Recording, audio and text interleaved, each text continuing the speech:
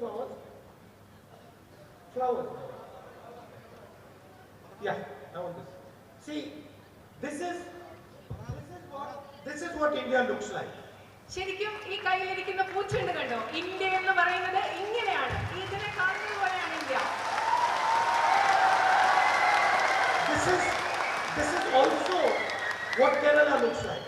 കേരളവും ഇന്ത്യ മാത്രമല്ല, ആ പൂക്കളുള്ള ബൊക്കെ പോലെയാണ് കേരളവും. And this is also what every family in Kerala looks like. കേരളത്തിലെ ഓരോ കുടുംബവും ആ പൂച്ചെണ്ട് പോലെയാണ് ഇരിക്കുന്നത്. Every flower is unique.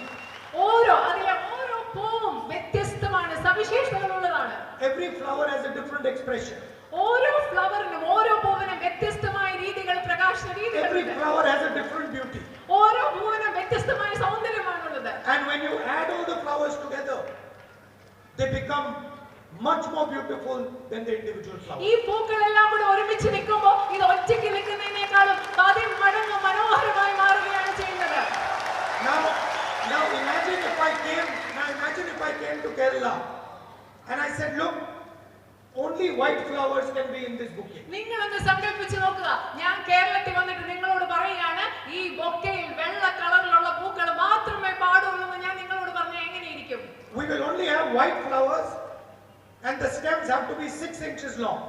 ഞാൻ നിങ്ങളോട് പറയുകയാണ് 6 ഇഞ്ച് നീളത്തിലെ ആ പൂവിന്റെ ചെണ്ട് ഉണ്ടാവാൻ പാടുള്ളൂ. അതുപോലെ ഇതിൽ വെള്ള നിറത്തിലുള്ള പൂവുകൾ മാത്രമേ ഉണ്ടാവാൻ പാടുള്ളൂ. No leaves will be there, no thorns will be there. അവിടെ മുള്ളുണ്ടാവാൻ പാടില്ല, ഇല ഉണ്ടാവാൻ പാടില്ല എന്ന് ഞാൻ പറഞ്ഞാൽ എങ്ങനെയിരിക്കും? That is what the BJP and RSS are trying to do. അതാണ് ഈ രാജ്യത്തെ ബിജെപി ആർഎസ്എസും ചെയ്യാൻ ശ്രമിച്ചുകൊണ്ടിരിക്കുന്നത്. ഇത് തന്നെയാണ്.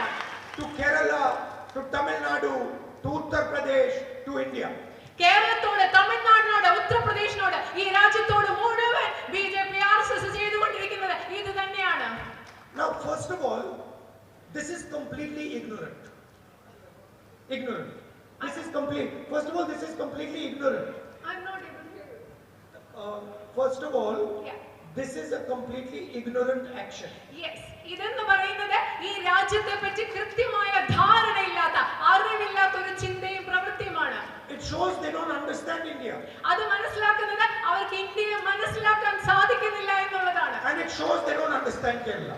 അത് മനസ്സിലാക്കുന്നത് അവർക്ക് ഇന്ത്യയും കേരളത്തെയും മനസ്സിലാക്കാൻ ബിജെപിക്ക് ആർഎസ്എസിനും കഴിയുന്നില്ല എന്നുള്ളത് തന്നെയാണ്. The Prime Minister recently went to Tamil Nadu.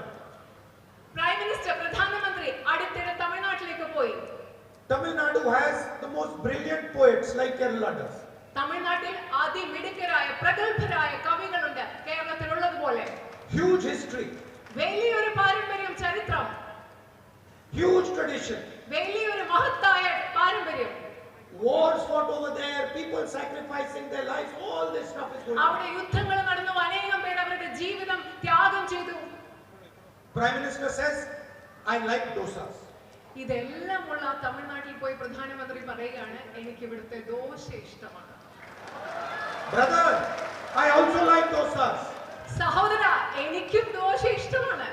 But please try and understand the history, the tradition, the language of the state also. പക്ഷേ ദോശ ഇഷ്ടപ്പെടുന്നതോടൊപ്പം തന്നെ പ്രിയപ്പെട്ട സഹോദര, താങ്കൾ ആ രാജ്യത്തിന്റെ ചരിത്രവും സംസ്കാരവും പാരമ്പര്യവും കൂടി മനസ്സിലാക്കാൻ ശ്രമിക്കൂ, ദയവ് ചെയ്ത്.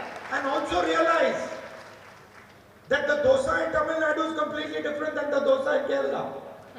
ദോശ, അത് ഒരു കാര്യം കൂടി മനസ്സിലാക്കണം, തമിഴ്നാട്ടിലെ ദോശയും കേരളത്തിലെ ദോശയും തികച്ചും വ്യത്യസ്തങ്ങളാണെന്ന് കൂടി താങ്കൾ മനസ്സിലാക്കണം. And also understand that the dosa in Kerala is different than other dosas in Kerala.